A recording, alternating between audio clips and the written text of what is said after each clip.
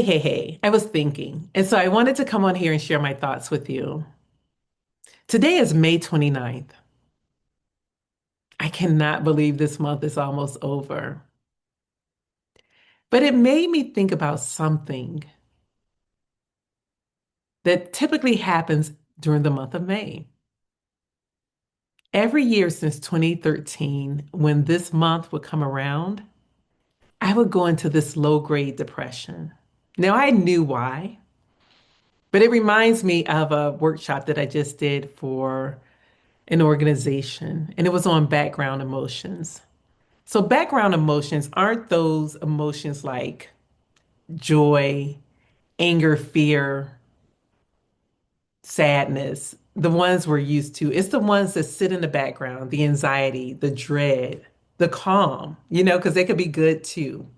But it's those emotions that are there that we have to dig a little deeper to figure out why we feel a way that we do. And so for many years during the month of May, I would have this low grade depression because in 2013, that month was so chaotic that I didn't even know up from down. The first week, I lost a friend to suicide. When I tell you that this guy, he was a gem, he was such a beautiful soul. And so I could not believe that he decided to leave. I mean, it taught me a lot and it helps me recognize warning signs in others. But that was tough.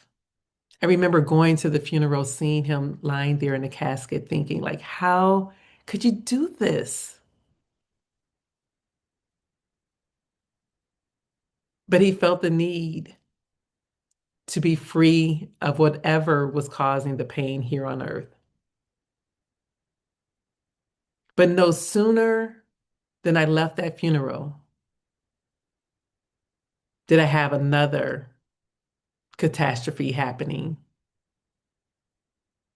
I received a phone call from the hospital in Roanoke, Virginia, and they were calling to let me know that something was going on with my dad. They didn't know what, but his heart had stopped. He wasn't moving. But at that time, he had come back, but he still was not moving. He couldn't use his limbs. All he could do is blink. So I have to get on the road, drive 6.5 hours to check on my dad. I got there and spent some days with him. At that time, he was dealing with dementia. And so, he was a little bit here and there. But I remember before I was leaving to come back to Cleveland, I held his hand and I was telling him how I loved him. And he squeezed my hand and I looked at him because I know that I felt him squeezing my hand. Now, this is from a person who hadn't moved in over a week. All he could do was blink. But I knew that was his way of letting me know that he loved me too. I got back in the car, drove back to Cleveland, and I think it was the next day, or it could have been the same day. I don't know.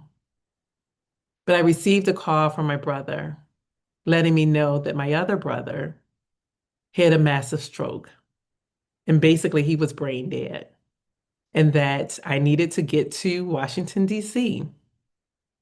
before they pulled the plug. I went there with my siblings and we said our goodbyes. And I thought I was going to lose it. I mean, it was just a major event after a major event after another with people who I truly loved. And I just ran away. I took a vacation. I think I went to Jamaica for a few days. I just needed to go. I did all this before having to prepare for my brother's funeral. Um, I just couldn't. I could not take another thing. And now all three of them are gone. And so for every month of May for the past few years, I would just get in this funk. I would dread the month because I knew how I would feel. But this year, it didn't happen. For the first time in 11, 12 years, I went through this month. Okay, I almost didn't even remember everything that happened in that month of May. Something maybe last week reminded me, and I was like, you're finally free. You're free. You're not letting this month have power over your life. Like I'm free. I miss all of them. My brother, my dad, my friend. I especially miss my daddy. I would have loved to have known my dad as an old man. He was a mess as a younger person. He was a mess as a middle-aged person, but I would have loved to have known my dad as an old man. I would have loved to see my brother and have him get to know his son better that I reconnected or that I connected with a few years ago when he found me. And of course, my friend, the world was his, and I would have loved to see what he would have done. Q. That was what I called him, Q. But it reminded me of something as I thought about it this morning. I was in my shower and a thought just came across me. How memories may fade, but the love never will. Memories may fade, but the love doesn't. I think about this because I'm at the age where a lot of people are losing their parents.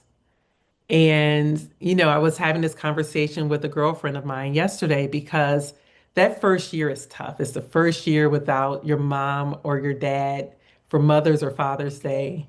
It's that first year of the holidays with them not being there. It's the year of first.